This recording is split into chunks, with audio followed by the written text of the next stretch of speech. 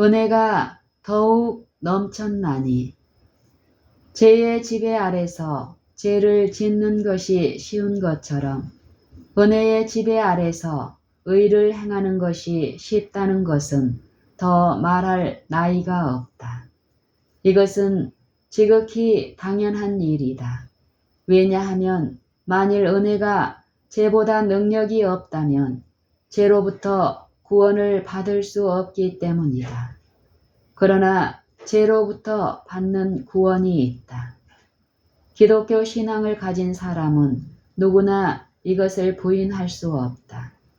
죄로부터 받는 구원은 분명히 죄보다 은혜에 더 많은 능력이 있다는 데에 있다. 그러므로 죄보다 은혜에 더 많은 능력이 있기 때문에 은혜가 지배하는 모든 곳에서는 은혜 없이 죄를 행하는 것이 쉬운 만큼 의를 행하는 것이 쉬울 것은 극히 지당한 일이다. 아직까지 본성적으로 죄를 행하는 것이 어렵다는 사람을 찾아볼 수 없다. 인간의 최대의 난 문제는 언제나 의를 행하는 것이었다. 그러나 이것은 원래 인간이 하나의 세력, 곧 죄의 세력 하에 예속되어 그 완전한 지배를 받고 있기 때문이다. 그러므로 그 세력이 지배하고 있는 한 인간이 알고 또 원하는 선을 행하기란 어려울 뿐만 아니라 불가능한 것이다. 그러나 죄의 세력보다 더 강한 세력이 지배하도록 하면 죄의 세력이 지배할 때에 그 세력의 뜻을 따르는 것이 쉬운 것처럼 더 강한 세력의 뜻을 따르는 것이 쉬우리라는 것은 너무나 분명하지 않은가. 그러나 단순히 은혜가 죄보다 능력이 더 많은 정도는 아니다. 사실 이것이 전부라 할지라도 그 정도에서라도 세상의 모든 죄인들에게는 충만한 소망과 위로가 될 것이다. 그러나 이것으로 좋기는 하나 전부가 아니며 결코 전부가 될 수 없다. 능력은 죄보다 은혜에 훨씬 더 많다. 왜냐하면 죄가 더한 곳에 은혜가 더욱 넘쳤기 때문이다. 골로새서 5장 20절. 그러므로 죄보다 은혜의 능력이 훨씬 더 넘치는 것처럼 그만큼 더 세상의 모든 죄인들에게 소망과 위로가 넘치는 것이다. 그러면 죄보다 은혜의 능력이 얼마나 더 많은가? 잠깐 동안 생각을 해보자. 스스로 한두 가지 질문을 해보자. 은혜는 어디에서 오는가? 분명히 하나님으로부터 온다. 하나님 우리 아버지와 주 예수 그리스도로조차 은혜와 평강이 있기를 원하노라. 로마서 1장 7절. 그러면 죄는 어디에서 오는가? 물론 마귀로부터 온다. 죄는 마귀에게 속한다. 왜냐하면 마귀는 처음부터 범죄하였기 때문이다. 그러면 은혜에는 죄보다 얼마나 더 많은 능력이 있는가? 이는 마귀보다 하나님이 더 능력이 있는 것처럼 죄보다 은혜에 더 능력이 있다는 것은 초보자라도 알 수 있는 일이다.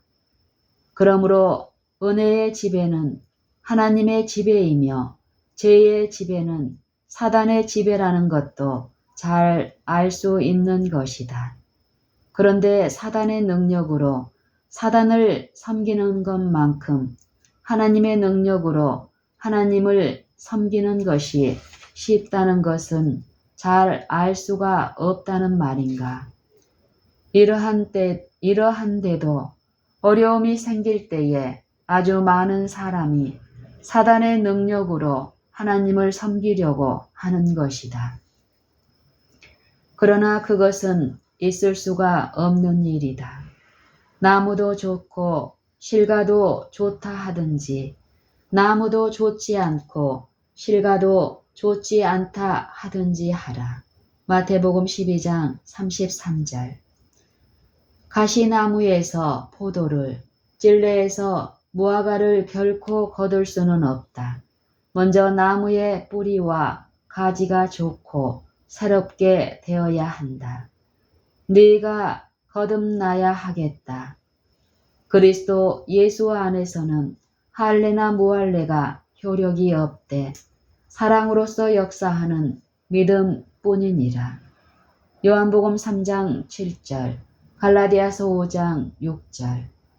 우리를 새 사람으로 만들어 주시고 지금 살아계시는 하나님의 능력이 아닌 것으로 또는 육신의 죄를 정하고 우리 주 예수 그리스도로 말미암아 의롭다 함을 받아 영생을 얻도록 하는 더욱 풍성한 은혜가 아닌 것으로 하나님을 섬기려고 하지 말라.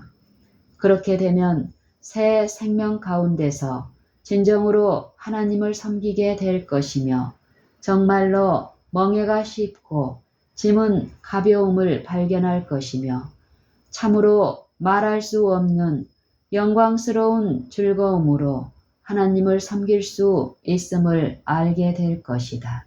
베드로전서 1장 8절.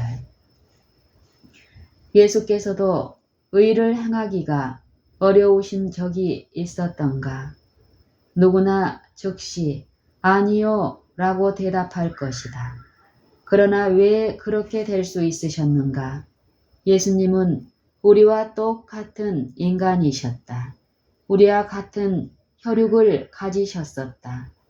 말씀이 육신이 되어 우리 가운데 거하셨다. 예수님이 이 세상에서 가지셨던 육신의 종류는 분명히 이 세상의 모든 사람들과 똑같았었다. 저가 범사에 형제들과 같이 되심이 마땅하였다. 모든 일에 우리와 똑같이 되셨었다. 이것은 하나를 빼놓은 모든 일이 아니다. 예는 있을 수 없다. 예수님은 모든 일에 우리와 같이 되셨다. 그분 스스로는 우리와 같이 연약하셨었다. 왜냐하면 예수께서 내가 아무것도 스스로 할 수 없노라고 말씀하셨기 때문이다. 요한복음 5장 30절. 그러면 왜 모든 점에서 우리와 같으셨는데도 예수님은 항상 의를 행하는 것이 쉬우셨는가? 왜냐하면 자신을 결코 신뢰하지 않고 오직 하나님의 은혜를 완전히 의지하셨다. 항상 하나님을 섬기고자 하셨으며 오로지 하나님의 능력만을 의존하셨었다. 그러므로 아버지께서 의를 행하기가 항상 쉬우셨었다. 그러나 예수님과 같이 우리도 이 세상에서 마찬가지이다. 우리로 하여금 그의 발자취를 따르도록 우리에게 본을 남기셨다. 그리스도 안에서와 마찬가지로 너희 안에서 행하시는 이는 하나님이시니 자기의 기쁘신 뜻을 위하여 너희로 소원을 두고 행하게 하시나니.